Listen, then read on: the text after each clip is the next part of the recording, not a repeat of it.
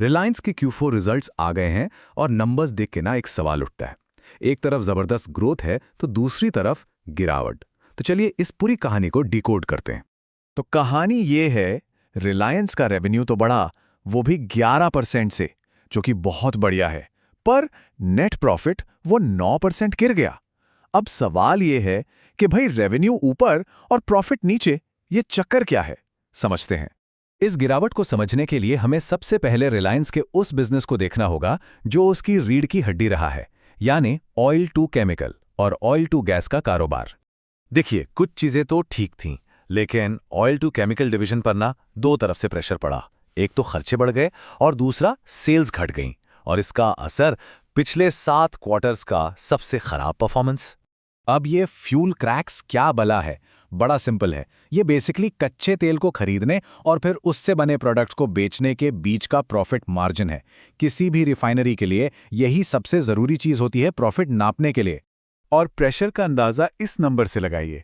Oil to gas segment का performance पिछले 16 quarters यानी 4 साल में सबसे खराब रहा, और इसकी बड़ी वजह थी गैस प्रोडक्शन का कम होना। लेकिन रुकिए, ये तो कहानी का सिर्फ एक पहलू है। सिर्फ ऑयल और गैस बिजनेस ही तो रिलायंस नहीं है, है ना? अब आते हैं उन बिजनेस पर जो सीधे हम सबसे जुड़े हैं, रिटेल और टेलीकॉम। देखते हैं वहां क्या चल रहा है, क्योंकि पूरी पिक्चर तो वहीं से साफ होगी। तो रिटेल और टेलीकॉम में तस्वीर काफ़ी अच्छी है। हाँ, रिटेल में अग्रेसिव एक्सपेंशन की वजह से, मतलब धड़ाधड़ नए स्टोर्स खोलने की वजह से मार्जिन पर थोड़ा असर पड़ा है।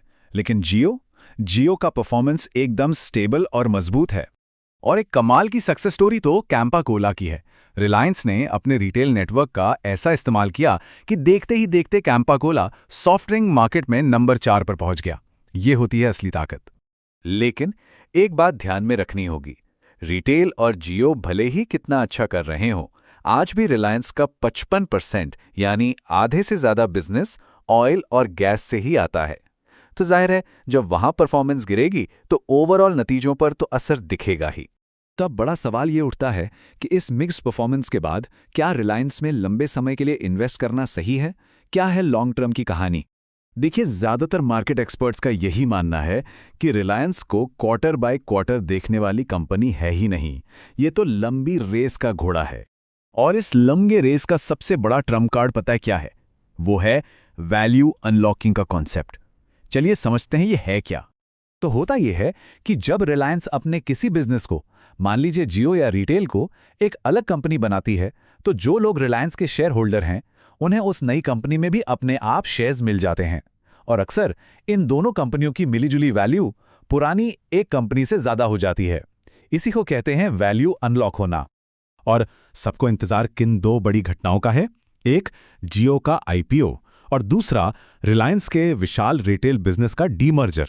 तो जो इन्वेस्टर्स इस लॉन्ग टर्म स्टोरी में यकीन रखते हैं, उनके लिए एक्सपर्ट्स की एक ही सलाह है, बाय ऑन डिप्स। मतलब जब भी शेयर कमजोर हो, जैसे इन नतीजों के बाद, तो वो उसे खरीदने का मौका मानते हैं। तो आखिरी सवाल यही बचता है, रिलायंस का पुराना इंजन यानी ऑयल और गैस तो धीमा पड़ रहा है, लेकिन क्या उसके नए इंजन यानी रिटेल और जियो इतनी रफ्तार पकड़ पाएंगे कि वो कंपनी को भविष्य में नई ऊंचाइयों पर ले जाएं? यही वो बड़ा दाव है जिस पर सारे इन्वेस्टर्स की नजर है।